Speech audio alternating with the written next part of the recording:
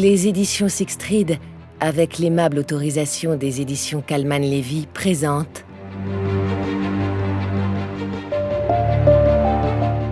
La vengeance des cendres de Harald Gilbers, interprété par Olivier Martineau.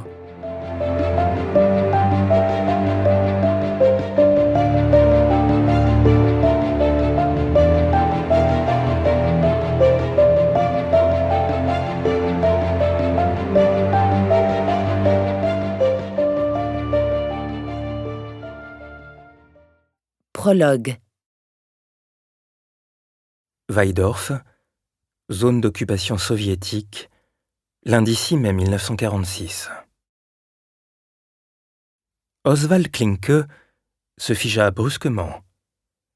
Il croyait avoir entendu quelque chose derrière lui. Un bruit qui n'avait rien à faire là où il se trouvait. Nerveux, il jeta un coup d'œil alentour. Il semblait être seul au milieu du vaste champ d'orge. Un amoncellement de nuages menaçants avait masqué le soleil printanier. Le vent charriait l'odeur de l'orage naissant et faisait frémir les épis. Non loin de là se dressait un mannequin de paille, coiffé d'un chapeau et vêtu de haillons flottants. Son visage sans yeux paraissait se moquer du promeneur inquiet. Mais ce n'était pas lui qui avait attiré l'attention de Klinke. D'ordinaire, les épouvantails ne respiraient pas bruyamment. L'inconnu était-il déjà à ses trousses? À cette pensée, Klinke frissonna. Il revenait d'un enterrement. Depuis Pâques, le glas avait déjà sonné 4 fois. Et à présent, il devinait que la cloche ne tarderait pas à tinter de nouveau, s'il ne se montrait pas vigilant. Il avait commis une erreur en coupant à travers champs pour rentrer chez lui. S'il avait longé la grande route, il aurait été en sécurité parmi les habitants du village. Mais ici, il ne pouvait compter sur personne. Mieux valait peut-être feindre de ne rien avoir remarqué. Maintenant qu'il était prévenu, c'était lui qui bénéficiait d'un certain effet de surprise sur son poursuivant. De manière ostensiblement nonchalante, il marcha jusqu'à un arbre qui s'élevait au bord du chemin et se pencha pour refaire ses lacets. Du coin de l'œil, il scruta le champ d'orge. Klinke essaya de maîtriser sa respiration. Malheureusement, il n'était pas homme de sang-froid, du moins lorsqu'il était livré à lui-même. Malgré tout, il était préparé. Un pistolet de la Wehrmacht était caché dans la poche de son costume noir. Durant les jours agités qui avaient suivi la défaite du Reich, il avait trouvé le Walter P38 et un uniforme dissimulé dans un fossé non loin du village. Officiellement, les Allemands n'avaient plus le droit de posséder une arme à feu. Si les occupants soupçonnaient quelqu'un de faire partie des derniers partisans d'Adolf Hitler, le malchanceux était aussitôt arrêté et disparaissait à tout jamais dans une prison soviétique. Mais comme il était très rare qu'une patrouille russe fasse irruption à Weidorf, Klinke avait préféré s'emparer du pistolet. Depuis, il le portait constamment sur lui. Après tout, il devait pouvoir se défendre. Comme il était le seul médecin dans ce coin retiré, c'était lui qui avait examiné les 4 personnes mortes récemment, afin d'établir les certificats de décès. Il avait vu les signes laissés par le meurtrier, mais il avait été incapable de les interpréter. Et maintenant qu'il comprenait ce que tout cela signifiait, il était probablement trop tard. La main prête à glisser dans la poche de son veston, il attendit que son adversaire se rue sur lui. Mais rien ne se passa. Au bout d'un moment, il perçut un bruit de sabots sur le sentier. Une charrette tirée par un cheval efflanqué avançait vers lui en cahotant. Klinke poussa un soupir de soulagement. Le visage rond de l'homme qui menait la carriole lui était familier. C'était le vieux Richter. Comme toujours, ses cheveux hirsutes jaillissaient de sous le rebord de son chapeau. Vêtu de son complet du dimanche, il rentrait sans hâte chez lui. Présent lui aussi à l'enterrement, il n'avait manifestement aucune raison de se presser. « Puis-je vous raccompagner, Herr Doktor ?» s'enquit-il en immobilisant sa charrette. Le médecin s'empressa d'accepter l'invitation et grimpa sur le banc du véhicule. Richter fit claquer les rênes. Pesamment, la carriole s'ébranla. Klinke souleva son chapeau pour essuyer son front dégarni avec un mouchoir. Le malheur qui s'était subitement abattu dans le village avait transformé sa vie en cauchemar. Toutes ses certitudes avaient été balayées. Les lieux et les gens qui l'entouraient étaient toujours les mêmes, mais plus rien ne serait comme avant. Richter semblait ruminer des pensées similaires. Après quelques instants de silence, il émit un grognement rageur. « Je sais », murmura Klinke en guise de réponse. « C'est déjà le 4e. »« Le 4e d'entre nous », précisa Richter. Klinke se contenta d'acquiescer de la tête. Le premier cadavre avait été retrouvé dans une écurie, le crâne fracassé par le sabot d'un cheval. Le médecin avait d'abord cru à un accident tragique. Puis 5 jours plus tard, une autre victime était décédée dans l'incendie d'une grange. À Weidorf, les pompiers volontaires n'étaient plus assez nombreux. La plupart des hommes dans la force de l'âge étaient partis pour le front. S'ils n'étaient pas tombés pour Adolf Hitler, ils étaient portés disparus ou croupissaient dans un camp de prisonniers alliés. Tous les habitants du village avaient donc accouru pour combattre le feu. Seule une personne avait manqué à l'appel, le propriétaire de la grange. Au bout de quelques heures, on avait retrouvé son corps calciné dans les débris fumants du bâtiment. Dès le lendemain, le bruit avait circulé dans le bourg que ces décès avaient quelque chose d'étrange. Les 2 suivants avaient confirmé la rumeur. Le 3e défunt s'était empalé sur une faux, et le villageois qu'on venait d'enterrer avait eu la gorge tranchée. Klinke ne doutait plus un instant qu'un meurtrier sévissait à Weidorf. Richter savait qu'il pouvait parler avec franchise au médecin. Tous deux partageaient de sombres secrets. « Ce salopard ne prend même plus la peine de maquiller ses crimes » marmonna-t-il d'un ton rageur. « Maintenant il zigouille tranquillement nos gens en toute impunité. Est-ce vous qui avez ordonné que le cercueil reste fermé à l'église, Herr Doctor ?» Klinke opina. « Que pouvais-je faire d'autre ? Je ne voulais pas courir le risque de provoquer une panique dans le village. » Il aurait été impossible de dissimuler le cou lacéré de la victime sous le col de sa chemise. La vue de cette plaie béante avait hanté Klinke ces derniers jours. Une atroce paire de lèvres qui lui avait jeté un sourire railleur durant tout le temps où il avait examiné le cadavre. « C'est exactement ce que cherche le meurtrier, » reprit le médecin. « Il veut semer la peur parmi nous.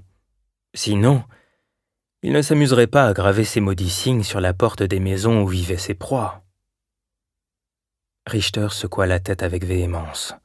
« Des gamineries. Ce sont sûrement de petits vauriens des environs qui ont fait ça. » Lorsque Klinke était allé présenter ses condoléances à la famille de la première victime, il avait remarqué un symbole gravé sur la porte de l'habitation.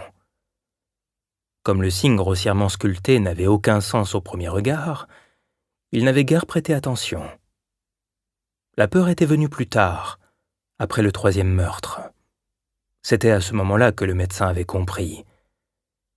Traversant fébrilement le village, il avait observé que toutes les maisons des hommes assassinés étaient marquées d'une étrange figure. « Je ne crois pas aux coïncidences, » rétorqua-t-il. « Le meurtrier sait exactement ce qui s'est passé ici.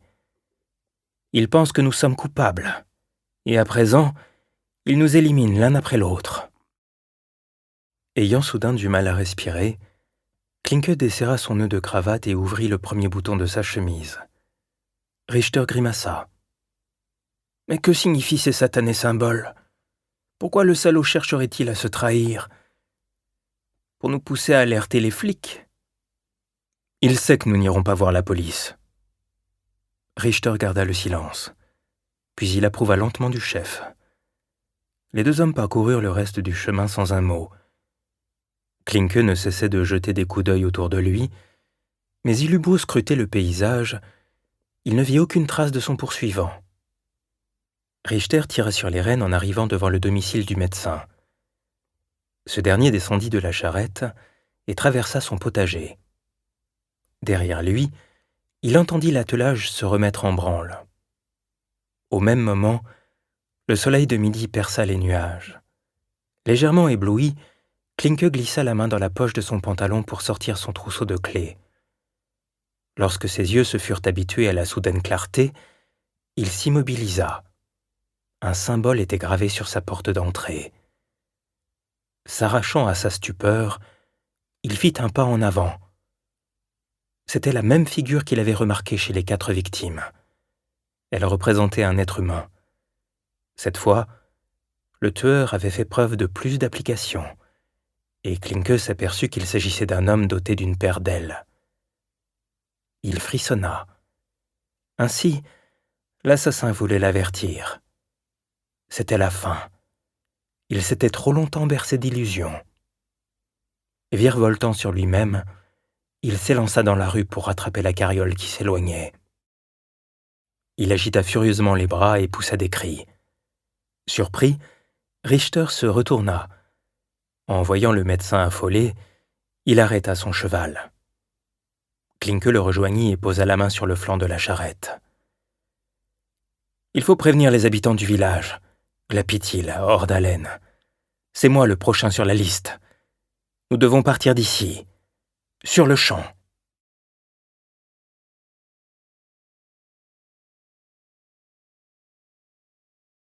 Berlin, lundi 9 décembre 1946. Tenez, voici d'autres noms commençant par la lettre L. Sur ces mots, Frau Scholz déposa une pile de fiches cartonnées devant Oppenheimer. Fidèle à ses habitudes, elle avait noué ses cheveux bruns en un chignon très haut qui semblait toujours sur le point de s'effondrer. Rajustant ses lunettes, elle adressa un joyeux clin d'œil à l'ancien commissaire, comme si elle attendait une récompense pour lui avoir apporté du travail supplémentaire. « Oui, merci beaucoup », marmonna-t-il en la regardant distraitement s'éloigner entre les rangées de bureaux. Puis il examina la montagne de cartes sous ses yeux. D'expérience, il savait qu'il lui faudrait environ 3 heures pour les trier. Ce constat lui fit prendre une longue inspiration. Même si la guerre était terminée depuis 1 an et demi, il flottait toujours dans l'air une odeur de béton et de poussière de pierre.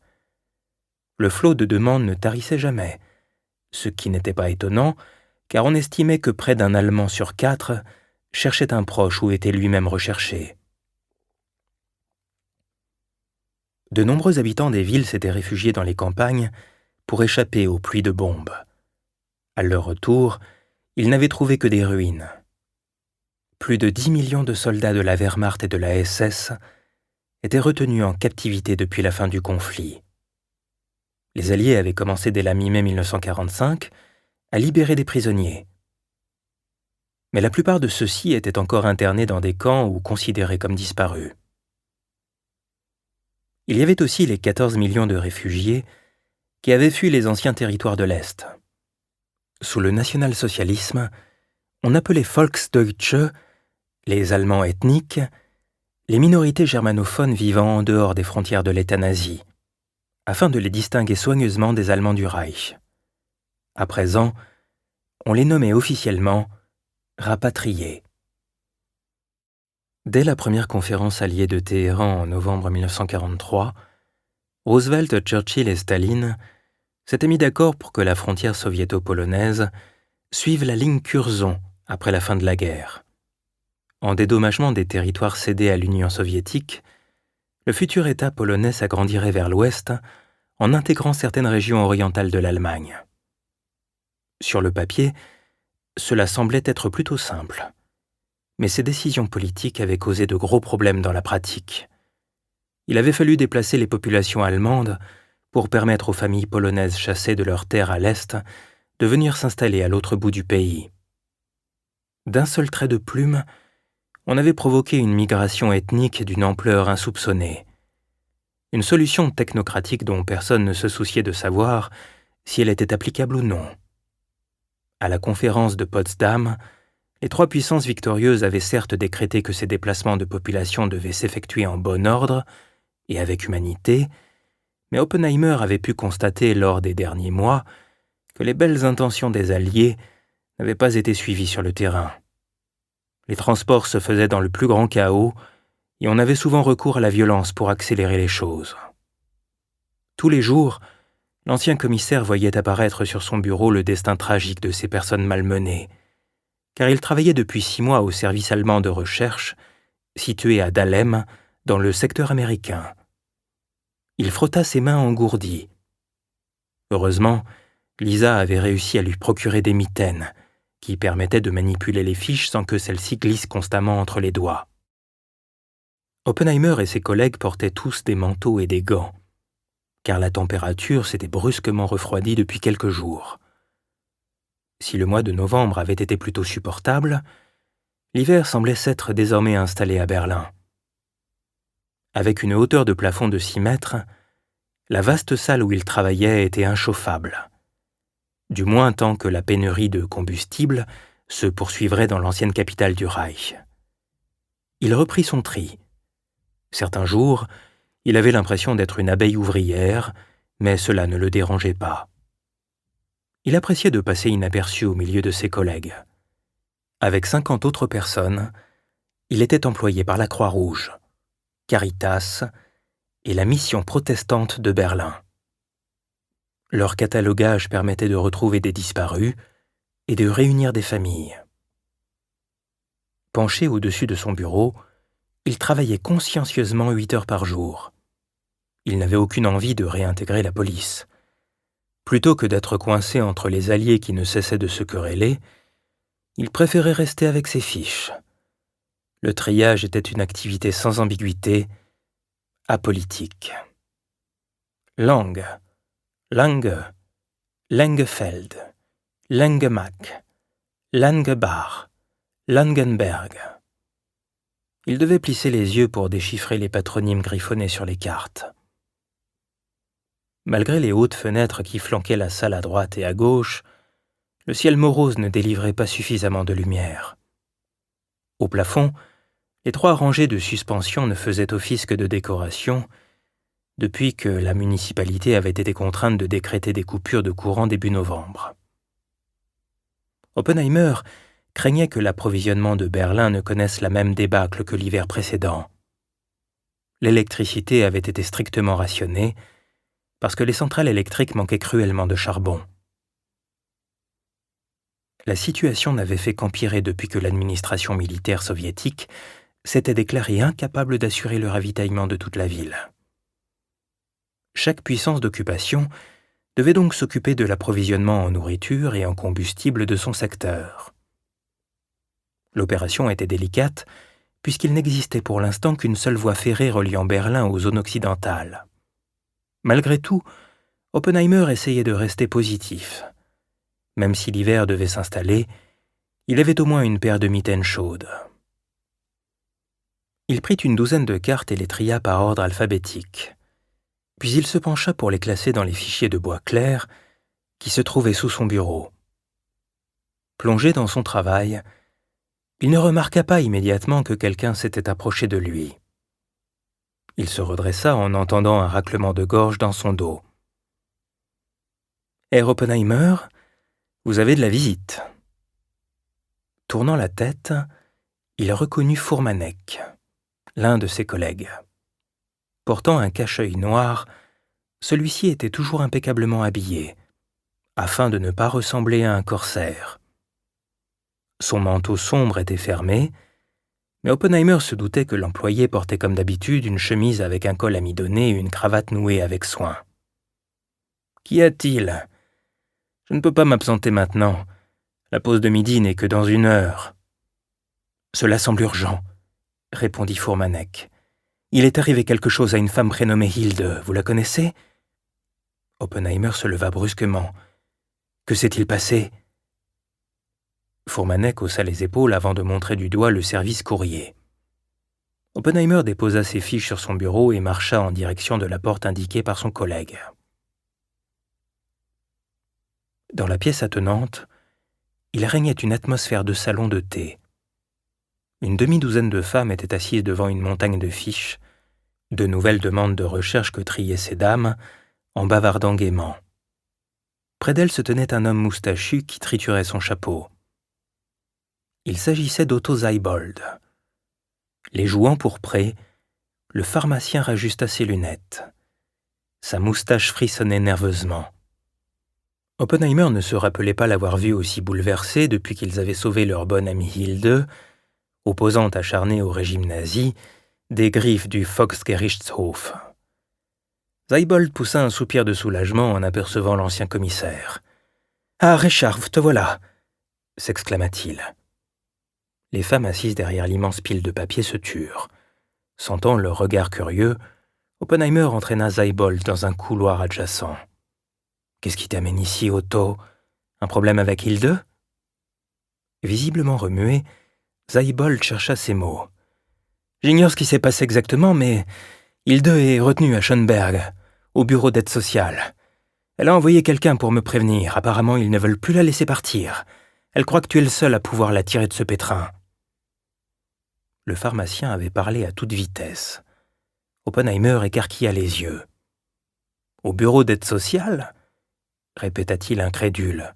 « Qu'est-ce qu'elle a encore fait? Pourquoi la retient-on là-bas? A-t-elle insulté quelqu'un ?» Seibold leva les mains en signe d'excuse. « Désolé, j'en sais pas plus.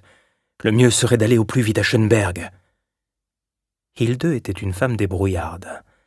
Si elle n'arrivait pas à s'en sortir toute seule, l'affaire devait être sérieuse. Inquiet, Oppenheimer était à deux doigts de se ruer dehors. Mais il ne pouvait pas abandonner son poste comme un voleur. « Ce n'est pas aussi simple, » marmonna-t-il. « Je dois d'abord demander l'autorisation de partir plus tôt. »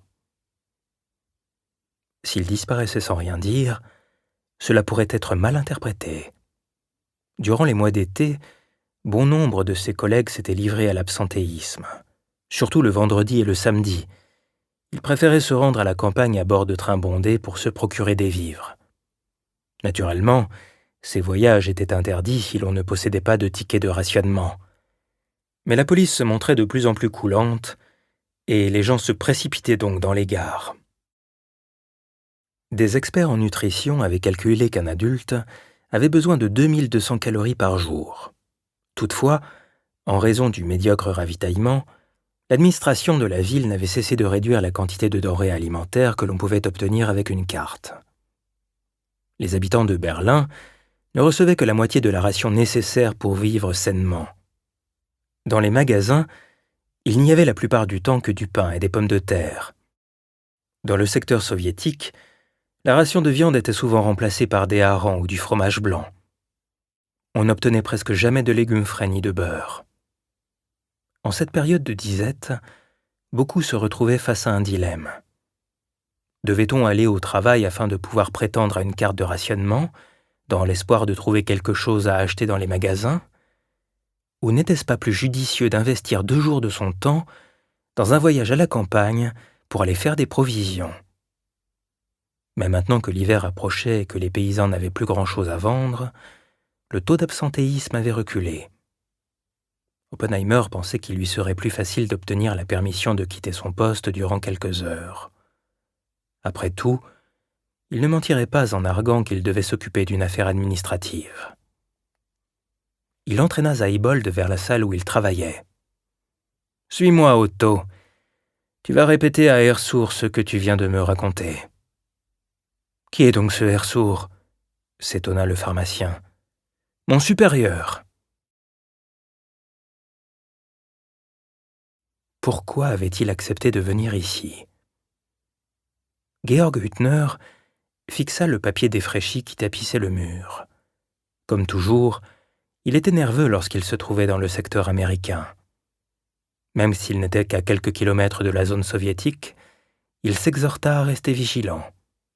Commettre une erreur dans le territoire des impérialistes occidentaux pouvait avoir des conséquences désastreuses. En temps normal, il ne s'y aventurait qu'en compagnie d'un autre camarade. C'était plus prudent, afin de ne pas être soupçonné de collaborer avec les capitalistes. Mais Hüttner gardait des secrets qui ne devaient en aucun cas être divulgués. Il avait donc été obligé de se risquer seul dans la gueule du loup ce matin-là. Il regrettait déjà sa décision. « Veux-tu un thé ?» La question anodine de son frère Joseph l'arracha à ses sombres pensées. Il se força à sourire et hocha la tête. Pourtant, cette offre généreuse avait un goût d'amertume, car c'était lui qui avait apporté le thé. En plus des conserves de viande, du sucre et des pommes de terre, sans compter les allumettes et le combustible. Il aurait préféré partir sur le champ, mais se força à faire profil bas. Il savait pertinemment que Joseph le tenait à sa merci. Hüttner avait fini par se résigner à ce chantage. Mieux valait donner l'illusion d'une simple visite familiale et rester encore quelques minutes pour ne pas éveiller les soupçons. Il essaya de s'installer confortablement dans un vieux fauteuil à oreilles, ce qui n'était pas facile puisque son postérieur sentait tous les ressorts du siège miteux. Joseph se rendit dans la kitchenette. À l'instar du reste de l'appartement, la pièce était pauvrement aménagée. Près d'un fourneau en faïence, surmonté d'une longue cheminée, on avait fixé au mur avec 2 vis un évier en métal dont l'émail se craquelait. Un énorme baquet trônait au milieu de la pièce. Il ne faisait pas office de baignoire, mais servait à récupérer les gouttes d'eau qui tombaient du plafond. Spacieux, le logement mansardé disposait malgré tout d'un vestibule et de WC particuliers. Un luxe par les temps qui couraient. Hüttner observa son frère qui s'affairait devant la cuisinière. Sentant un courant d'air glacial sur sa nuque, il regretta aussitôt d'avoir retiré son pardessus. Il s'empressa d'aller le chercher dans le vestibule. Au moment où il s'approchait du porte-manteau, il crut entendre un bruit derrière la porte d'entrée. Il s'arrêta net. Quelqu'un était peut-être en train de les espionner. D'un geste brusque, il ouvrit le panneau de bois. Personne. Le couloir était désert. Il poussa un soupir de soulagement. Ses sens lui jouaient des tours, rien d'autre. Il s'emmitoufla dans son pardessus et retourna dans le living. « J'avais froid », répondit-il d'un ton désinvolte, en captant le regard interrogateur de son frère. Après s'être rassis, il contempla tristement la modeste table en bois sur laquelle se trouvait le paquet rempli de vivres qu'il avait apporté. Même si lui-même n'avait pas à se plaindre, Hüttner était conscient de la détresse de la population. Il savait que malgré les abondantes importations en provenance de l'étranger, la faim régnait dans la ville. Le manque de combustible poussait les habitants à abattre les arbres dans les parcs et à dévaliser les transports de charbon. Il avait gardé une toute autre image de Berlin, mais les longues années d'exil avaient peut-être contribué à embellir ses souvenirs. Hüttner se sentait comme un étranger dans sa cité natale. Baptisé Yurka en Russie, il ne s'était toujours pas habitué à être de nouveau appelé par son ancien prénom. Il avait été loin de s'imaginer cela lorsqu'il avait quitté Moscou quelques mois après la fin de la guerre pour retourner à Berlin. En Union soviétique, désireux de combattre le régime nazi, il avait travaillé pour la station de radio Allemagne Libre. Pourtant, malgré les nombreuses formations politiques qu'il avait suivies, il n'avait pas été préparé à la situation complexe qui l'attendait dans l'ancienne capitale du Reich. Staline collaborait avec les alliés occidentaux, même si, en dehors de leur ennemi commun, il ne partageait aucune conviction idéologique avec eux. Hüttner avait été fortement ébranlé en découvrant le champ de ruines qu'était devenu Berlin. Mais il avait été encore plus choqué en entendant parler des crimes commis par les soldats de l'Armée rouge. Au début, il avait été convaincu que les gens mentaient. Ses camarades étaient également persuadés que ces histoires de viol et de pillage n'étaient que de la propagande anticommuniste inventée par les Occidentaux pour saper le travail de refondation. Les troupes russes avaient combattu pour une cause juste, et les récits qui circulaient ne cadraient pas avec cette image. Cependant, les certitudes de Hüttner avaient commencé à vaciller au cours des mois suivants. Mais le chemin de la délivrance était rarement une promenade de santé, et il lui appartenait peut-être de donner un sens à ces horreurs en travaillant pour un futur meilleur. Il eut l'impression d'attendre une éternité avant de voir apparaître sous ses yeux un gobelet fumant. Ne possédant aucun autre siège, Joseph s'assit en face de lui sur le lit et s'enveloppa dans un manteau bien trop grand. « Je n'ai jamais voulu te faire du mal. lâcha finalement son frère pour tenter de se justifier. Mais il faut bien survivre. Tu me comprends, non? Ça n'a plus d'importance maintenant, grogna Hüttner. Il n'avait pas soif, mais but quand même une gorgée de thé.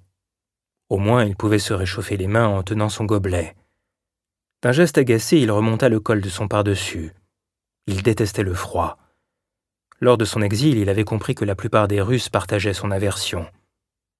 À son arrivée, il avait cru que les températures arctiques ne leur faisaient rien, comme si un feu intérieur leur tenait constamment chaud.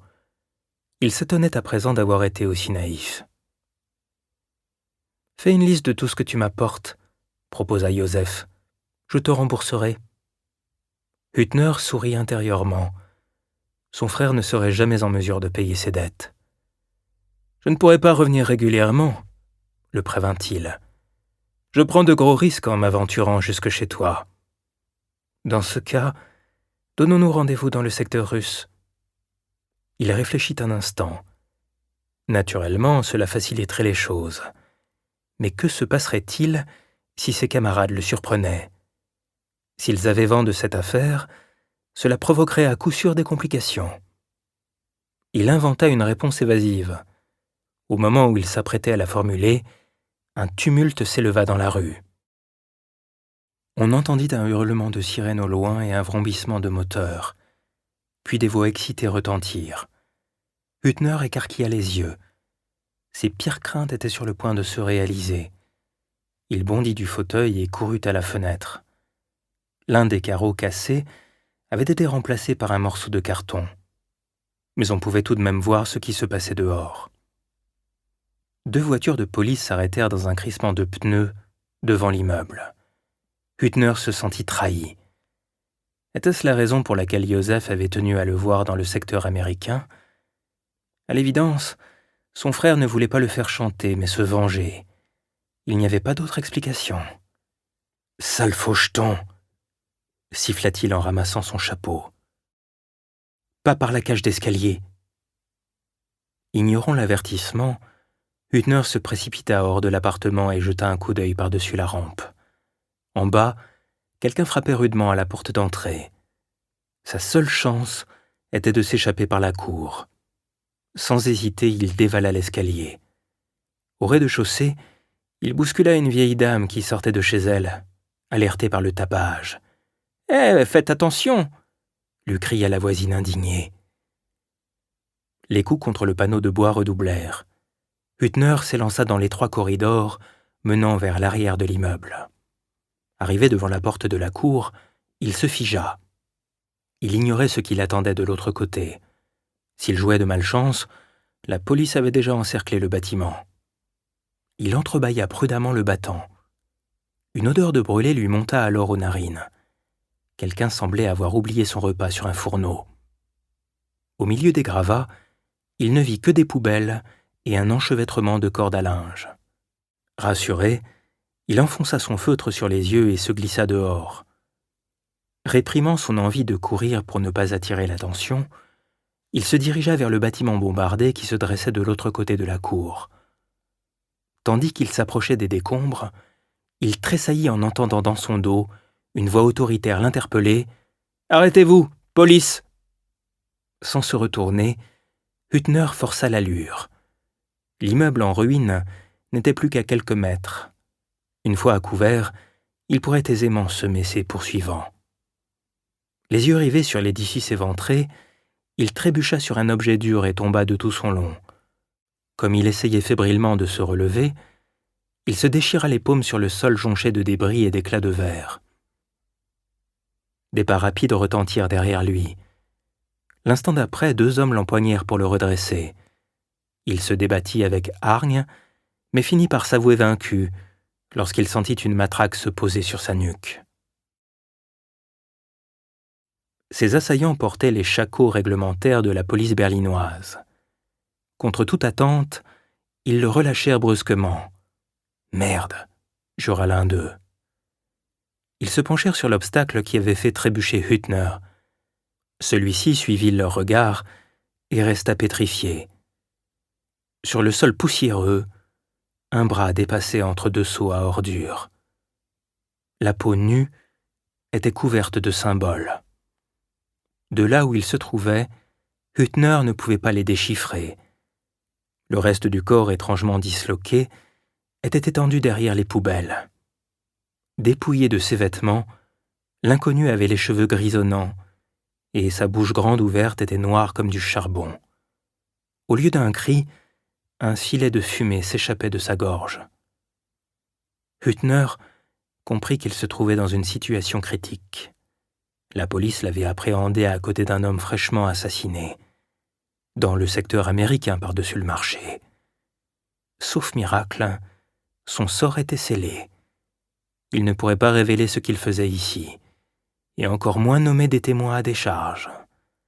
À cette pensée, il sentit son estomac se nouer.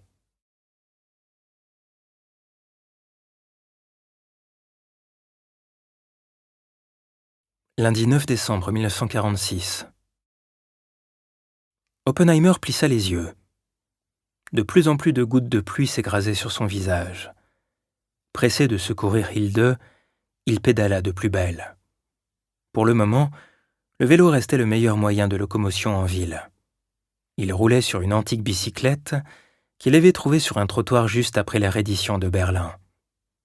Il avait dû la réparer tellement souvent qu'il ne savait même plus si elle avait encore une pièce d'origine. Sur le bord de la route, il vit un groupe d'enfants qui poussaient devant eux un gros pneu en riant. Alors qu'il se demandait avec étonnement où les gamins avaient déniché ces précieuses pièces automobiles, il aperçut quelques centaines de mètres plus loin une voiture posée sur 4 piles de briques. Son propriétaire l'avait sans doute laissée sans surveillance, et les passants en profitaient pour dérober tout ce qui avait un peu de valeur. Oppenheimer s'irritait de voir que les actes de vandalisme se banalisaient. Mais cette dépravation des mœurs n'était pas un phénomène nouveau. L'ancien commissaire en avait déjà vu les signes précurseurs durant les dernières années de la guerre. Quand il n'arrivait pas à obtenir certaines choses de manière légale, les gens n'hésitaient pas à les voler. À Berlin, il n'existait pas un café-restaurant dans lequel les clients n'avaient pas escamoté les ampoules des lampes. Parfois, Oppenheimer avait l'impression d'avoir échoué dans un monde intermédiaire qui ne connaissait plus aucune règle. En vélo, il croisait de plus en plus de silhouettes grises qui se faufilaient tête baissée entre les monceaux de gravats. Des hommes des ruines, comme ils se nommaient souvent eux-mêmes. Ces troglodytes involontaires des temps nouveaux portaient sur leurs épaules un fardeau invisible. Pour la première fois depuis la fin de la guerre, un découragement général gagnait les habitants. L'Allemagne proprement dite n'était plus un État. Le Reich avait été divisé en secteurs. Il n'y avait plus ni drapeau ni hymne national. Les usines qui n'avaient pas été démontées ne pouvaient plus rien produire, faute de fournisseurs. À Berlin, une nouvelle municipalité élue démocratiquement par les habitants était entrée en fonction 4 jours plus tôt, mais les décisions importantes continuaient d'être prises par les Alliés. Oppenheimer n'avait pas compris pourquoi les Allemands n'avaient pas fêté avec allégresse la victoire sur le national-socialisme. Même ceux qui avaient ardemment désiré durant de longues années être libérés du joug nazi n'envisageaient l'avenir qu'avec un optimisme restreint. À l'évidence, la plupart des gens ne pouvaient s'empêcher malgré tout de considérer la défaite militaire comme un camouflet. Après quelques remous, le largage des 2 bombes atomiques sur Hiroshima et Nagasaki, qui avait profondément bouleversé Oppenheimer, avait vite été oublié par l'opinion publique. La presse, contrôlée par les Alliés, s'était montrée très réservée à ce sujet. Les journalistes s'étaient contentés de mettre en évidence l'incroyable force de destruction que possédait cette nouvelle arme, en précisant que ce type de bombe n'avait pas été conçu pour mettre un terme à la guerre dans le Pacifique, mais pour être employé contre l'Allemagne. Parmi la population, c'était donc avant tout le soulagement de l'avoir échappé belle qui primait. Les armées de Hitler avaient été battues juste à temps, ce qui avait évité au pays une catastrophe d'une ampleur sans précédent. Le Japon, malheureusement, n'avait pas eu cette chance. Mais à Berlin, peu de gens s'intéressaient à ce qui se passait dans le reste du monde. On ne cherchait même plus à savoir ce qu'il advenait des quartiers voisins. Chacun se préoccupait en priorité des choses touchant à son propre quotidien. Dans ce contexte, on craignait surtout de pâtir des dissensions grandissantes entre l'Est et l'Ouest. La plus haute autorité berlinoise s'appelait l'Allied Kommandantura, un étrange nom tiré du russe et de l'anglais qui laissait présager combien les partenaires étaient peu assortis. Et dans les faits, la coopération était tout sauf harmonieuse. L'administration militaire soviétique refusait par exemple de soumettre à un contrôle commun l'université berlinoise qui se trouvait dans sa zone. Elle n'acceptait pas non plus de gérer avec les Occidentaux la maison de la radio, que l'armée rouge avait conquise à la fin de la guerre et qui se trouvait désormais en secteur britannique. En réponse, Américains et Britanniques avaient fondé leur propre station en langue allemande pour concurrencer le programme radiophonique russe. Oppenheimer passa près d'une épicerie devant laquelle s'étirait une longue file d'attente. L'immeuble qui abritait le magasin n'était plus qu'une ruine. Sur la façade éventrée, quelqu'un avait peint en lettres blanches le message acerbe « Voilà ce que nous a apporté la guerre ». « Quelle belle merde !» grogna une femme âgée, coiffée d'un foulard. Pour attendre plus confortablement, elle s'était installée sur une vieille cuvette de toilette qu'elle avait sans doute dénichée dans les gravats. Le propriétaire du commerce apparut brièvement sur le seuil lorsqu'il ouvrit la porte à une cliente élégante. Sa blouse blanche était impeccable, mais personne n'était dupe. Il était évident qu'il n'avait pas assez de denrées pour satisfaire les besoins des chalands. Dans la vitrine étaient exposés des articles de luxe que personne ne pouvait s'offrir. Les produits de la vie quotidienne étaient vendus sous la table. La dame élégante qui venait de sortir de la boutique portait de coûteux bas de nylon. Elle s'attira de nombreux regards envieux quand elle passa devant la file d'attente avec ses sacs remplis de vivres. La femme au foulard lui lança d'un ton acrimonieux « Et c'est ça qu'on appelle la démocratie ?» Le nouveau régime politique officiel était devenu en un tournement synonyme d'insulte. Et dans chaque secteur, les Berlinois étaient bien sûr convaincus que la puissance occupante dont ils dépendaient était la pire de toutes. Ici, à Schönberg, les gens se plaignaient des Américains, tandis que les habitants de Charlottenburg et Wilmersdorf critiquaient allègrement les Britanniques.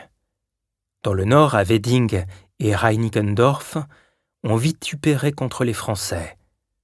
Dans les arrondissements de l'Est comme Lichtenberg ou Friedrichshain, c'étaient les Russes qu'on maudissait.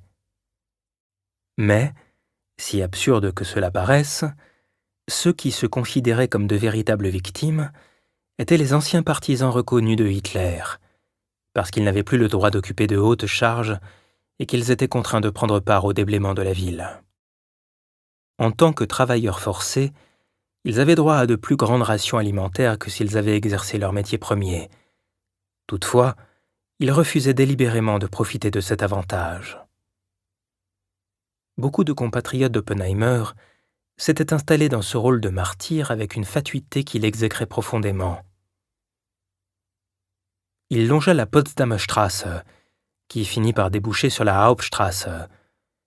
Lorsqu'il aperçut au loin la tour ronde de l'église Paul Gerhardt, dont l'architecture rappelait plutôt un château d'eau, il sut qu'il était presque arrivé à destination.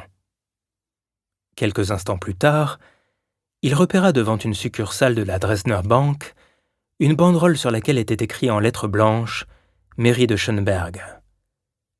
Comme leur bâtiment avait été détruit, les services de l'administration municipale étaient provisoirement abrités dans une agence bancaire. Oppenheimer ralentit et mit pied à terre. Son vélo sous le bras, il entra dans le bâtiment. Il se mit aussitôt en quête du bureau d'aide sociale. Au détour d'un couloir, il découvrit finalement Hilde, qui patientait devant une porte, en compagnie d'une dizaine d'autres personnes. Au milieu des silhouettes grises, l'aristocrate détonnait. Elle portait un chapeau suranné et une cape de pluie qui avait déjà vu des jours meilleurs. Pareil vêtement aurait pu lui donner un air de matrone. Mais les cheveux permanentés qui dépassaient de son feutre soulignaient son élégance coquette. En apercevant son amie, elle fronça les sourcils. « Te voilà enfin, saperlotte !» Ça fait des heures que je prends racine ici. » Oppenheimer s'avança vers Hilde. « Mais que s'est-il passé ?» En guise de réponse, elle lui tendit une liasse de papier. « Tiens, j'en ai assez. Tu vas demander maintenant ta carte ODF, et pas de discussion. » Durant un instant, il resta bouche bée. Puis il comprit qu'il était tombé dans un piège. « C'est uniquement pour ça que tu m'as envoyé ce pauvre Zaibold ?» grogna-t-il avec irritation. « Pour m'attirer ici afin que je demande cette carte ridicule ? » « Ce n'est pas une carte ridicule. Et ne joue pas les héros avec moi, tu as tout à fait le droit de l'obtenir. Ce serait stupide de ne pas en profiter. » Oppenheimer laissa échapper un soupir d'agacement. « De toute façon, avec ou sans ticket de rationnement, on trouve à peine de quoi manger. »« Ce n'est pas une excuse, » rétorqua Hilde. « Avec une carte ODF, tu as droit à de plus grandes rations. » Les comités ODF avaient été fondés peu après la fin de la guerre dans les 4 zones d'occupation. Ces organisations avaient pour but d'aider les personnes qui avaient été persécutées sous le national-socialisme à cause de leurs convictions politiques. En plus de meilleures rations alimentaires, elles distribuaient des vêtements et des chaussures et donnaient accès à des soins médicaux. Parfois, elles procuraient même des logements. Mais tout le monde savait que parmi les personnes qui revendiquaient la carte ODF, nombreux étaient ceux qui, même avec la meilleure volonté du monde, ne pouvaient pas être considérés comme des victimes ou des opposants au régime nazi. Par conséquent, toutes les demandes étaient désormais examinées soigneusement et les prétendants étaient classés dans différentes catégories. « Tu vas maintenant entrer dans ce bureau, » ordonna Hilde. « J'ai déjà tout rempli pour toi. Le traitement des dossiers dure déjà assez longtemps. » Oppenheimer resta immobile, la main sur son vélo. Les autres personnes qui se tenaient autour d'eux lui jetèrent des regards suspicieux. Un homme était même venu avec le tenue rayé des prisonniers de camps de concentration pour démontrer la légitimité de sa demande. En le voyant, Oppenheimer sentit sa gorge se nouer.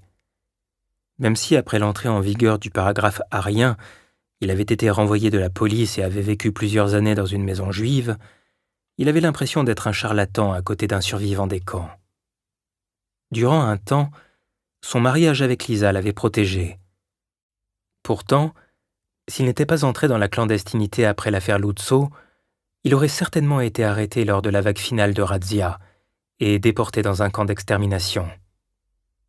Si Oppenheimer s'en était sorti, c'était aussi grâce à l'aide d'amis, et notamment Hilde. Heureusement, le cauchemar hitlérien était terminé. Il voulait à présent tirer un trait sur cette période difficile et regarder vers l'avenir.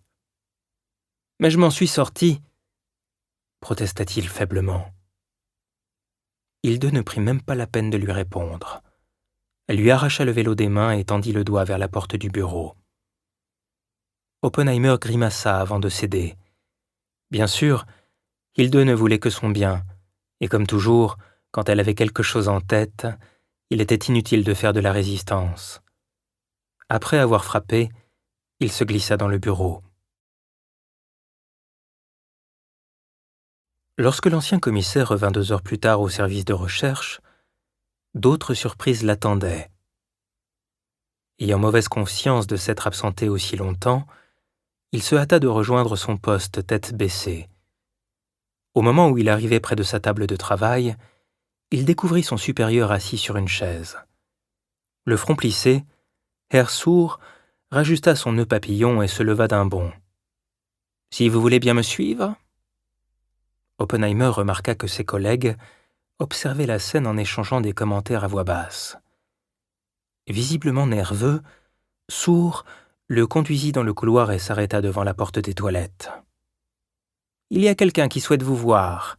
Cette personne vous attend depuis presque 1 heure. » « De qui s'agit-il » s'étonna Oppenheimer. « C'est un Russe !» explosa son supérieur, incapable de se maîtriser plus longtemps.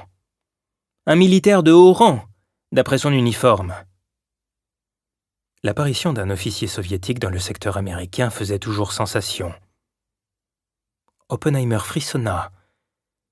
Venait-on l'arrêter pour l'expédier en Union soviétique ? L'idée n'avait rien d'aberrant. Après la sévère défaite du SED aux élections municipales d'octobre 1946, les Russes avaient commencé à appréhender dans leur zone des ouvriers spécialisés, des experts techniques et des scientifiques qu'ils envoyaient vers l'Est pour une destination inconnue. Il se rassura en se disant qu'il était un ancien commissaire de la police criminelle et non un ingénieur du secteur de l'industrie. « Connaissez-vous le nom de cet homme ?» s'enquit-il, et le motif de sa visite. Furieux, Sourd serra les poings. « Non, ce monsieur ne parle pas un traître mot d'allemand. Il a tout simplement confisqué mon bureau. Vous vous rendez compte ?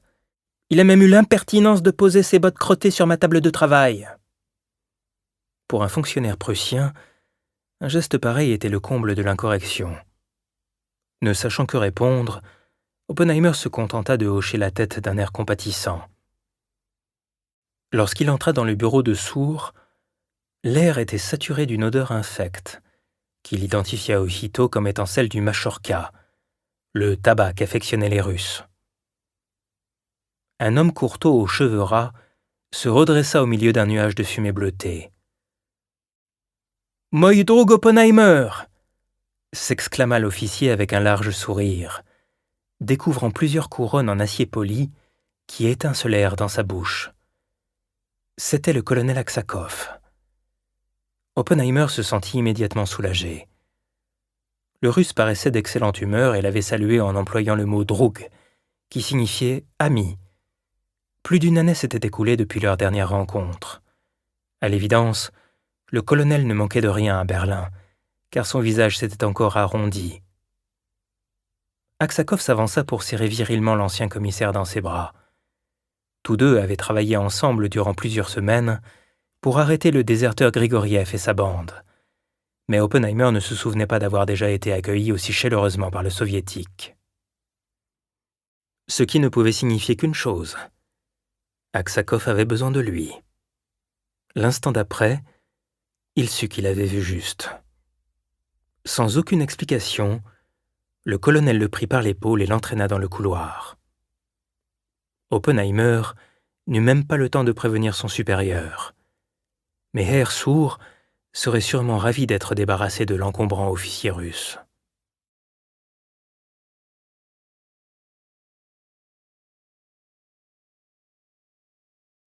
Lundi 9 décembre 1946. Oppenheimer crut d'abord qu'une escouade de frelons en furie s'était introduite dans l'habitacle. Mais ce n'étaient que les hélices d'un avion qui volait en rase-motte au-dessus des toits de l'ancienne capitale du Reich. Il devait donc se trouver à proximité de l'aéroport de Tempelhof. Assis sur la banquette arrière d'une imposante berline, il pouvait observer dans le rétroviseur intérieur les traits asiatiques de Seriosha, le chauffeur d'Aksakov. Le colonel ne lui avait pas révélé leur destination, et au milieu des montagnes de ruines, il était facile de perdre le sens de l'orientation.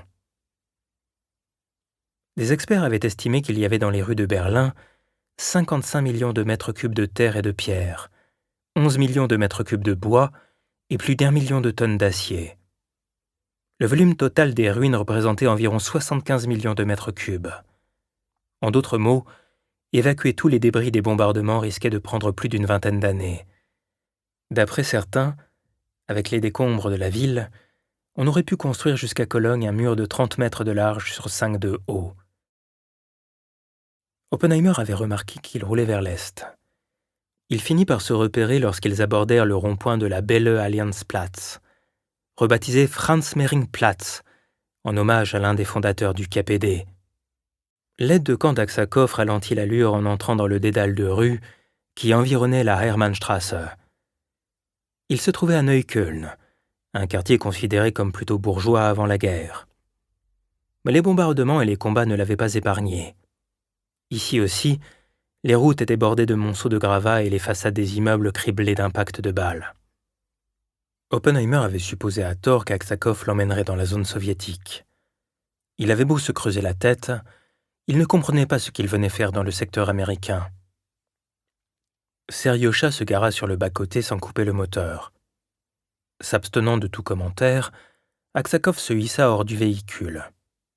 Oppenheimer l'imita et suivit le colonel qui se dirigeait d'un pas vif vers un bâtiment d'habitation sérieusement endommagé.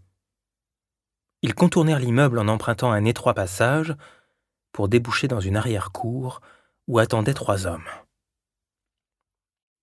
En voyant arriver Aksakov, l'un d'eux lança avec agacement « Alors, on peut continuer maintenant ?» Il ôta son chapeau pour essuyer son front dégarni avec un mouchoir à carreaux. Comme il était manchot, l'opération s'avéra toutefois malaisée. « Billard !» lâcha Oppenheimer en s'approchant. L'interpellé remit son feutre avant de s'exclamer avec étonnement « Bigre du bigre, Oppenheimer !»« En chair et en os, comme tu le vois. Moi aussi je m'en suis sorti. As-tu réintégré la police ?» Oppenheimer fit un signe du menton vers un coin de l'arrière-cour. Bien que surpris de retrouver ici son ancien collègue de la Kripo, il avait immédiatement avisé le cadavre à demi dissimulé derrière les poubelles de l'immeuble. « Ma foi, oui, » marmonna Billard. « Ils ont bien voulu me reprendre. » Le policier ne semblait pas trop savoir comment saluer Oppenheimer. Il finit par lui serrer la main avec un sourire embarrassé. La gêne de Billard était compréhensible. 2 ans plus tôt, il avait confessé dans un moment de faiblesse à son vieux compagnon qu'il avait dû exécuter de nombreux civils sur le front de l'Est. S'il avait fini par échapper au tourbillon de la violence, c'était uniquement parce qu'une grenade lui avait arraché le bras. Oppenheimer avait entendu dire que la police veillait à ne réintégrer dans leurs fonctions que des hommes ayant fait preuve d'un comportement irréprochable durant la guerre. Il ne put s'empêcher de ressentir une certaine curiosité. Comment son collègue avait-il réussi à cacher son passé ? Billard semblait inquiet, craignant sans doute d'être dénoncé. Si les autorités de police apprenaient qu'il avait participé à des crimes de guerre, il risquait d'avoir de gros ennuis. Pour détendre l'atmosphère, Oppenheimer décida de changer de sujet et adopta un ton léger. « Et comment va cette chère Dorothée ? » ?»« Bien.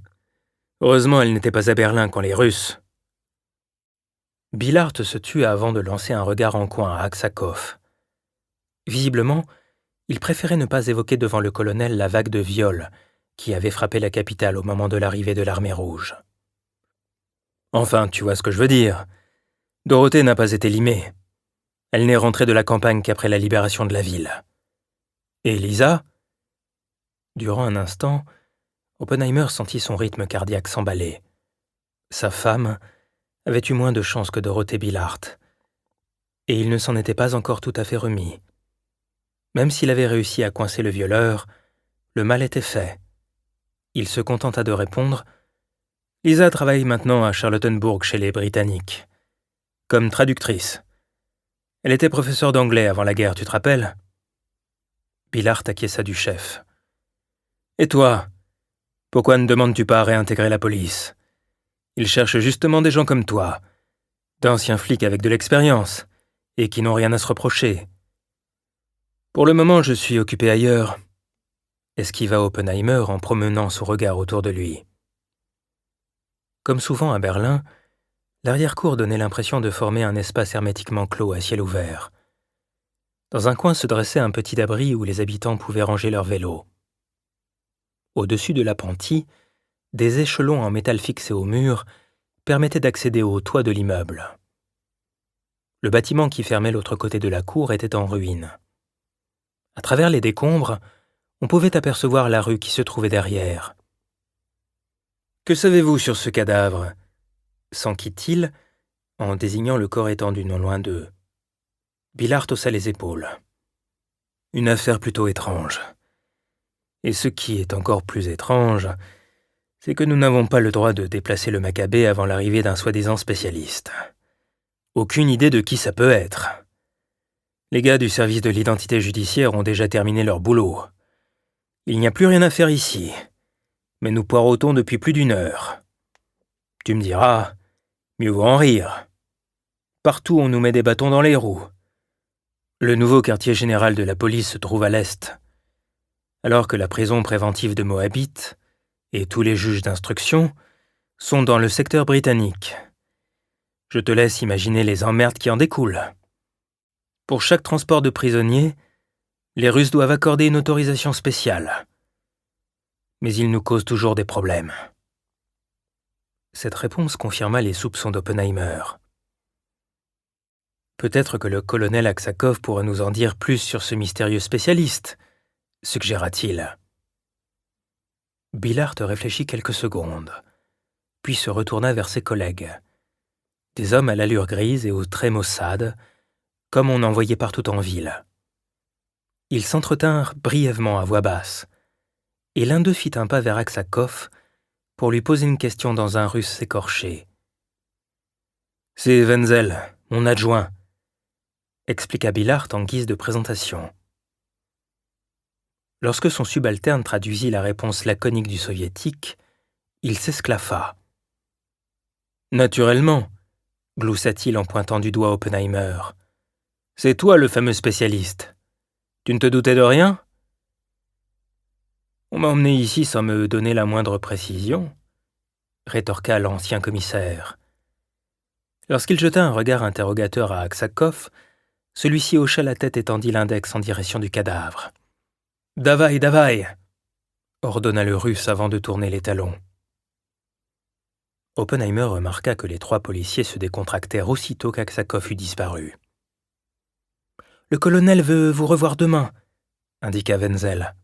« Il attend de vous un premier rapport. »« Le camarade colonel semble te tenir en grande estime, » commenta Billard avec un sourire railleur. « Qu'as-tu donc fait pour le mettre dans ta poche ?» N'ayant aucune envie d'entrer dans les détails, Oppenheimer haussa les épaules. « J'ai déjà enquêté pour lui. » Le sourire de Billard s'élargit. « Je vois. Chasser le naturel, il revient au galop. Bon, tu peux jeter un coup d'œil à notre client. Ce matin, nous avons reçu à 9h moins le quart l'appel d'une habitante de l'immeuble.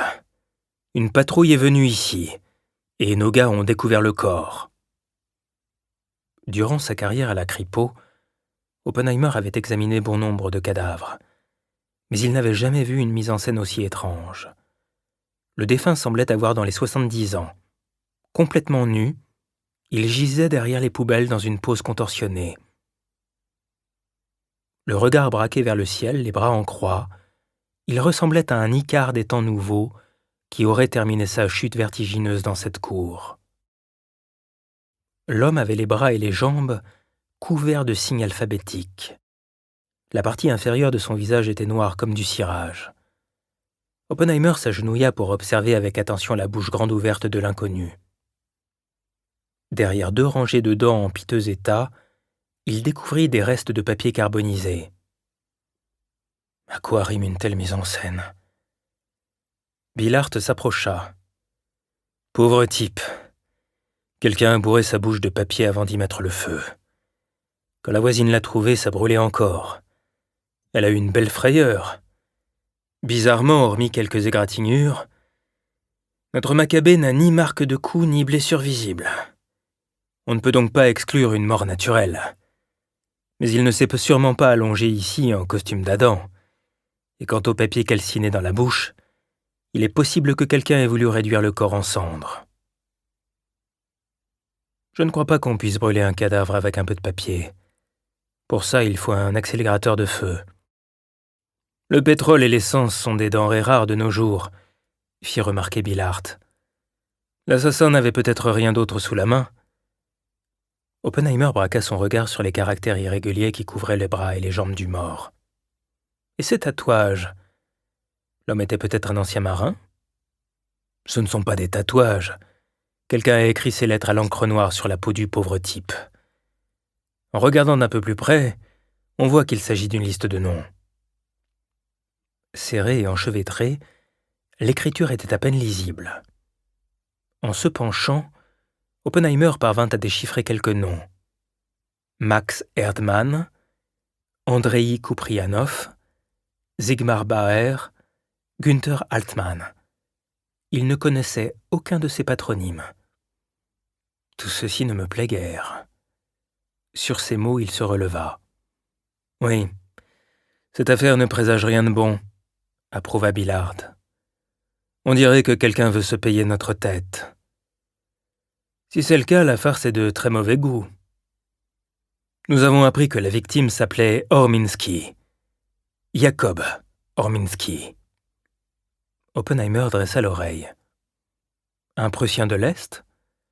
Exactement. Avec un nom pareil, on peut supposer que c'était un Volksdeutscher. Il habitait dans l'immeuble, mais pas de manière officielle. Pour le moment, c'est tout ce qu'on a. Lentement, Oppenheimer décrivit un demi-cercle autour de la dépouille. Contre toute attente, le vieil homme ne montrait aucun signe de malnutrition. Au contraire, en ces temps de pénurie alimentaire, il paraissait étonnamment bien nourri. Après avoir observé le cadavre quelques instants encore, Oppenheimer se tourna vers son ancien collègue. « J'en ai assez vu. Tu peux le faire transporter à la morgue. » « Avez-vous déjà fouillé son appartement ?» Orminski habitait au 3e dans un minuscule studio. Les fenêtres étaient tellement crasseuses que la lumière du jour avait du mal à pénétrer dans la garçonnière. Un lit rouillé était disposé à côté d'un poêle en faïence blanche. Le reste du mobilier se composait d'une table basse, surmontée d'un broc, d'un tabouret et d'une petite armoire murale dont les portes vitrées avaient survécu à la guerre sans dommages. Lorsque Oppenheimer entra dans l'appartement en compagnie de Billard, il dut faire attention où il mettait les pieds. Entre des piles de bois de chauffage, un fatras de vaisselle et de bocaux de toutes sortes jonchait le sol. On avait tendu à travers la pièce une corde à linge. Quelques chemises pendaient sur des cintres. Oppenheimer alla se placer dans un coin à peu près dégagé pour contempler le logement exigu. « Si Orminski vivait ici, pourquoi l'a-t-on retrouvé dans l'arrière-cour » s'interrogea-t-il à voix haute. « Et pourquoi était-il complètement nu ?» « Quand nous sommes arrivés, la porte de l'appartement était verrouillée, » expliqua Billard. « Et la nuit dernière, la température est descendue au-dessous de 0. Quoi qu'ait fait Orminski dehors, on ne peut pas exclure qu'il ait perdu sa clé. Si ça se trouve, il est peut-être mort de froid parce qu'il était dans l'impossibilité de rentrer chez lui. » Oppenheimer fit une moue sceptique. « C'est très improbable. La manière dont le corps est disposé dans la cour est une véritable mise en scène. Je pense qu'il s'agit bien d'un crime. » Le regard rivé sur les cintres suspendus à la corde, il ajouta « Le complet d'Orminski semble manquer. Il n'y a que des chemises ici. Notre homme était donc habillé au moment où il est sorti, ce qui signifie qu'il n'a sans doute pas été tué dans son logement. » Prenant garde de ne pas trébucher sur l'un des innombrables objets éparpillés sur le sol, il alla jeter un coup d'œil sous le lit. « Tiens, qu'avons-nous là ?» Les lattes du plancher grincèrent lorsque Billard approcha. Oppenheimer tira de sous le cadre métallique une grande valise couverte d'éraflures. « Aurais-tu par hasard un couteau ?» Billard fouilla l'une des poches de son manteau et en sortit un canif qu'il tendit à son vieux compagnon. Oppenheimer crocheta les 2 serrures du bagage sans trop de peine. Avec précaution, il ouvrit ensuite le couvercle. Ce qu'il découvrit lui coupa le souffle. Près de lui, Billard poussa un sifflement de surprise. Ils avaient sous les yeux une petite fortune. La valise était remplie à ras-bord de Lucky Strike. Comme l'ancien Reichsmark ne valait presque plus rien, les cigarettes étaient devenues la meilleure monnaie d'échange. Et Orminski en possédait une importante réserve. « Voilà pourquoi notre victime était aussi bien en chair, » commenta Billard sidéré. Oppenheimer leva les yeux vers son ancien collègue. « Alors si on résume, Orminski habitait cet immeuble, mais n'était inscrit sur aucun registre public. Et sans domicile légal, on ne peut pas obtenir de carte de rationnement. Il vivait donc grâce au marché noir, non ? » « C'est certain, » confirma Billard. « Cette valise explique aussi pourquoi il pouvait loger ici sans problème. Il graissait la pâte au propriétaire avec des cigarettes. » Lentement, Oppenheimer se remit debout et épousseta les jambes de son pantalon. « Nous pouvons en déduire qu'il ne s'agit pas d'un vol qui aurait mal tourné, sinon les Lucky auraient disparu. » Le policier manchot fit mine de réfléchir. « Ton raisonnement se tient. Et ça colle bien avec notre suspect, qui n'est vraiment pas une personne dans le besoin. » Oppenheimer le considéra d'un air agacé. « Vous avez déjà un suspect? Pourquoi suis-je ici dans ce cas? »« Pourquoi crois-tu qu'Aksakov ait fait appel à toi ?» rétorqua Billard avec un clin d'œil amusé. « Notre suspect s'appelle Georg Hüttner, et tiens-toi bien, c'est un mousquetaire. » Déconcerté, Oppenheimer secoua la tête. Mousquetaire. C'était le surnom que la population donnait aux exilés rentrés de Russie après la guerre, qui entretenaient d'étroits liens politiques avec le SED. Laisse-moi deviner. Hüttner est un personnage important? Billard opina. Au quartier général, les téléphones ne cessent de sonner. Vu le ramdam qu'a causé son arrestation, on peut vraiment dire que Hüttner est une huile. Oppenheimer comprit enfin quelle tâche Aksakov lui avait assignée. « Mais bien sûr, grommela-t-il. On me demande de disculper Hüttner. » Billard lui donna une tape amicale sur l'épaule. « Maintenant, nous sommes tous les deux dans la même merde. Et quoi que nous décidions de faire, nous ne pouvons que commettre des erreurs. »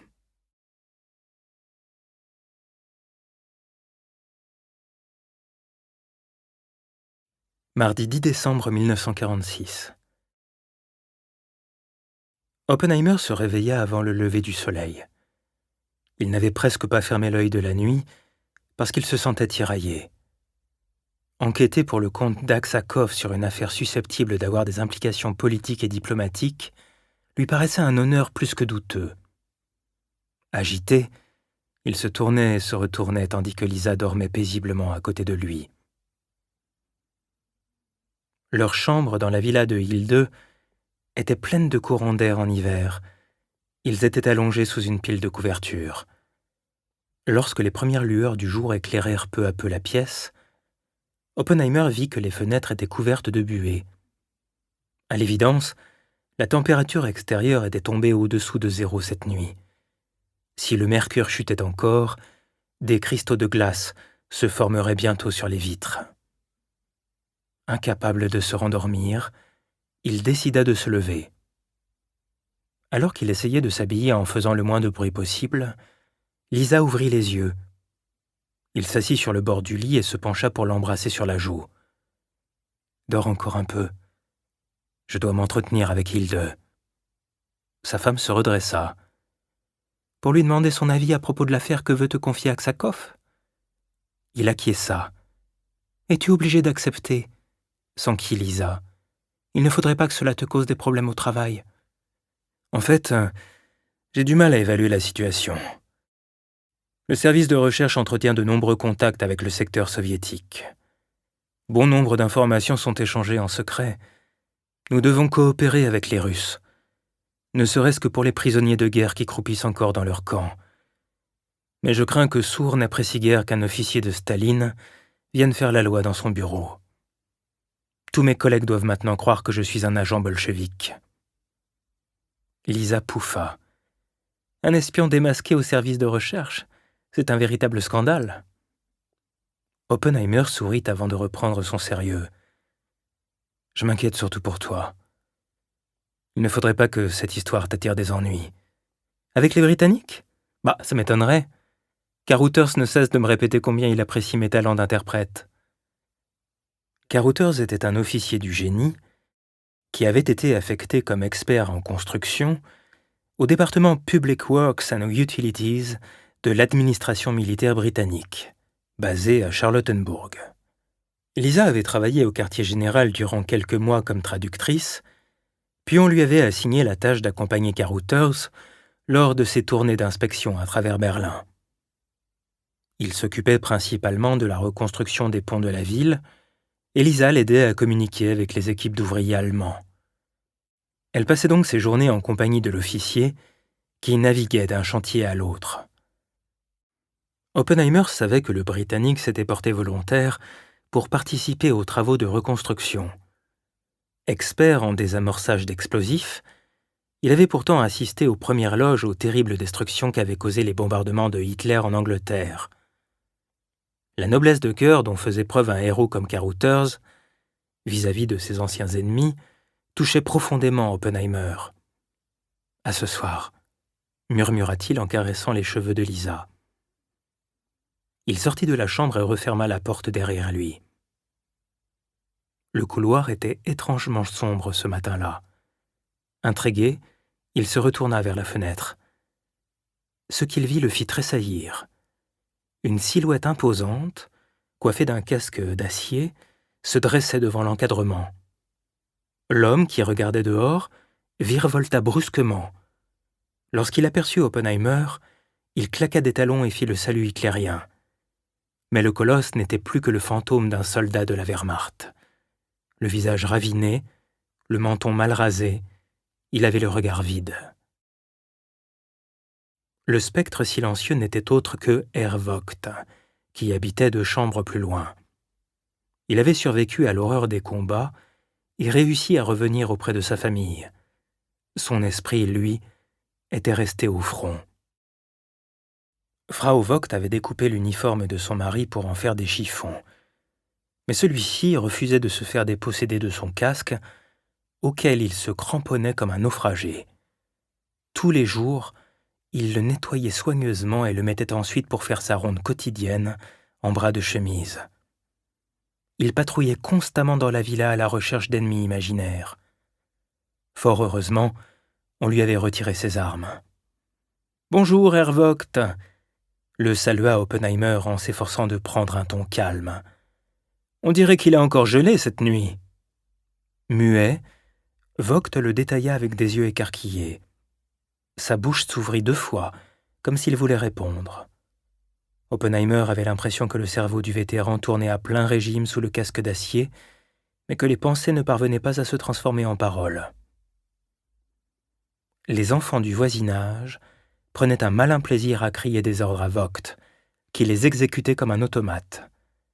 Les habitants de la villa veillaient donc à ce qu'ils ne mettent pas les pieds dehors. Oppenheimer savait que l'ancien soldat retournait à sa routine dès qu'on lui disait repos, mais il ne voulait pas entrer dans ce jeu-là. Il croyait qu'on pourrait peut-être guérir Vogt de sa folie en lui parlant normalement. Avant de s'éloigner, il se força à lancer d'une voix neutre « À ce soir, Herr Vogt, passez une bonne journée !»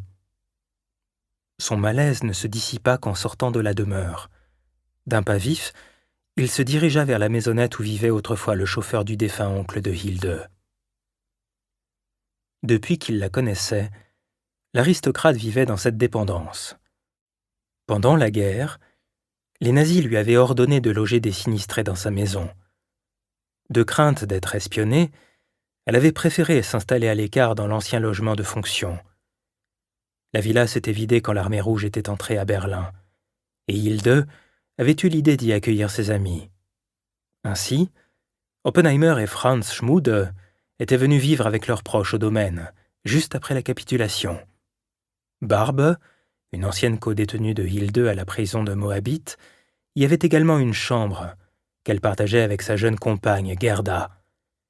Trafiquante à ses heures perdues, celle-ci portait des habits d'homme et travaillait comme videur au Rio Bar, le cabaret d'Ed le Mastard. Seul Otto Seibold avait eu des problèmes lorsqu'il avait voulu s'installer avec sa famille dans la villa. L'administration britannique lui avait confisqué du jour au lendemain son appartement à Charlottenburg pour y loger des soldats. Dans ces cas-là, toute protestation était vaine. Le pharmacien avait dû vider les lieux en 48 heures. Lorsqu'il avait demandé aux autorités militaires l'autorisation d'emménager dans le secteur américain, on l'avait contraint à un véritable marathon bureaucratique. Hilde et Oppenheimer avaient même été convoqués au comité antifasciste de leur quartier pour attester que Seibold n'avait jamais soutenu le régime hitlérien. Heureusement, l'affaire s'était bien terminée. Hilde avait été toutefois forcée d'accueillir sous son toit d'autres gens. En raison des fortes destructions qu'avait connues Berlin, les services du logement n'hésitaient pas à assigner des sans-abri aux propriétaires non sinistrés quand ils estimaient que les maisons étaient suffisamment grandes. Et dans le cas de l'imposante demeure que l'oncle opulent de Hilde avait fait ériger à Schönberg, on avait jugé qu'au moins 20 personnes pouvaient y vivre. 2 familles supplémentaires, qui n'avait aucune affinité avec les amis de l'aristocrate excentrique, était donc arrivé au domaine. Certains jours, la promiscuité avec autant d'inconnus donnait à Oppenheimer l'impression d'habiter un poulailler bondé. Craignant les vols, Lisa et lui veillaient toujours à fermer à clé leur chambre quand ils sortaient. Dans la pièce, ils avaient aménagé derrière une boiserie une petite cachette pour entreposer des provisions de bouche et de combustible. Lorsque Oppenheimer arriva devant la maisonnette du chauffeur, la porte était fermée. Médecin, Hilde travaillait à l'hôpital, et elle était peut-être de service ce matin-là. Au même moment, il entendit du bruit à l'intérieur et un juron retentit. Soulagé, il frappa contre le battant qui s'ouvrit aussitôt. Il avait à peine franchi le seuil que son ami lui lançait un journal avec une moue irritée. « Que contient cette gazette pour mériter pareille grimace ?»« Sacrebleu !» pesta Hilde en resserrant son peignoir autour de sa taille. « Dans la presse, on ne parle depuis des jours que des histoires de cette bécasse d'Eva Braun. Mélodrame dans le bunker du Führer. Incroyable. Il y a pourtant des choses plus importantes que de savoir quelle femme le Greffat a tringlé. » Oppenheimer parcourut du regard la première page du quotidien. En soi, c'est assez intéressant. Hitler feignait toujours d'être chaste. Bien sûr, il se prenait pour le nouveau Messie. Mais les journalistes ne se rendent pas compte combien il est dangereux de colporter ces scènes pathétiques. Le mariage avec Eva avant le suicide, les dernières paroles de Hitler. On décrit même de long en large son dernier souffle, comme dans un roman de bas étage. Qu'est-ce que ça nous apporte? Rien. En plus, c'est son image qu'on modifie. Cet ignoble dictateur devient une personne attendrissante. Et quand on éveille la sentimentalité des gens, ils oublient tout le reste. Si la presse veut empêcher que la racaille brune ne revienne un jour, elle doit revoir sa copie. Hilde se dirigeait vers le salon quand la lumière s'éteignit brusquement. Bon sang! J'en ai assez de ces maudites coupures de courant. Toujours au mauvais moment. On se demande parfois à quoi sert la nouvelle administration municipale. Faut encore que je gratte une allumette. Sais-tu combien coûte une boîte au marché noir? 10 marks. Elle avança à tâtons vers la porte. À Berlin, l'électricité était rigoureusement rationnée. Le tableau des coupures quotidiennes était publié presque tous les jours dans les journaux, mais il était tellement compliqué que personne ne le comprenait. En fin de compte, les habitants craignaient sans cesse d'avoir consommé plus d'énergie que ne l'autorisaient les prescriptions. Les rumeurs les plus folles couraient sur les sanctions que l'on pouvait recevoir en cas d'infraction. Par précaution, on n'utilisait que des ampoules de faible puissance et on ôtait des douilles toutes celles qui n'étaient pas nécessaires. Au bout de quelques instants, les yeux d'Oppenheimer s'habituèrent à la pénombre. « Je viens de croiser Vogt dans la villa. Je ne sais jamais s'il va éclater en sanglots ou se ruer sur moi pour me rouer de coups. » Dans son cas, les deux options constitueraient un progrès, répondit Hilde, qui avait réussi à gagner le salon. Vogt semble avoir perdu tout lien avec la réalité. Je l'ai examiné plusieurs fois, mais je ne peux rien faire. En matière de psychologie, je ne suis qu'une amatrice. Savoir comment l'esprit humain fonctionne est une chose, le soigner en est une autre. Au fait, pourquoi ne rouvres-tu pas ton cabinet ici? Peut-être plus tard, quand la situation se sera améliorée, éluda l'aristocrate en allumant une bougie Hindenburg. À l'hôpital, c'est le foutoir. Heureusement, les gens ont été vaccinés contre le typhus. La plupart des patients qui nous arrivent maintenant souffrent de malnutrition, ou ils ont chopé une bonne bléno. On a beau coller des affiches pour alerter la population contre les maladies vénériennes, les Berlinois s'en fichent. Beaucoup de femmes préfèrent faire commerce de leur charme plutôt que de participer aux travaux de déblaiement. Et les soldats considèrent ça comme un délit mineur. Dans leur langue, les Américains emploient l'abréviation VD pour désigner les maladies vénériennes. Mais une blague circule parmi les GI. VD ne signifierait pas Venereal Disease, mais Veronica Dankeschön. Elle s'approcha du poêle en fonte, sur lequel était posée une bouilloire, et prépara 2 tasses d'ersatz de café. Elle en tendit une à son amie, puis s'assit à la table qui se trouvait autrefois dans la cuisine attenante. Depuis que l'aristocrate organisait fréquemment des réunions féminines, Elle avait déplacé le meuble massif dans son salon. Tenant le récipient à 2 mains pour se réchauffer, Oppenheimer s'installa en face d'elle. Au fond de lui, il comprenait que les femmes n'aient guère envie de déblayer les montagnes de gravats qui s'élevaient dans les rues.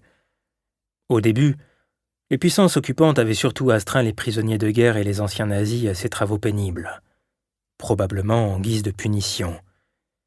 Mais afin de venir à bout des millions de tonnes de ruines, il fallait plus de main-d'œuvre. À Berlin, et dans la zone soviétique, on recrutait à présent activement des travailleuses dans le secteur du bâtiment. Normalement, les ménagères... Nous espérons que vous avez apprécié cet aperçu. Pour continuer à écouter ce livre audio sur Google Play Livres, utilisez le lien dans la description de la vidéo.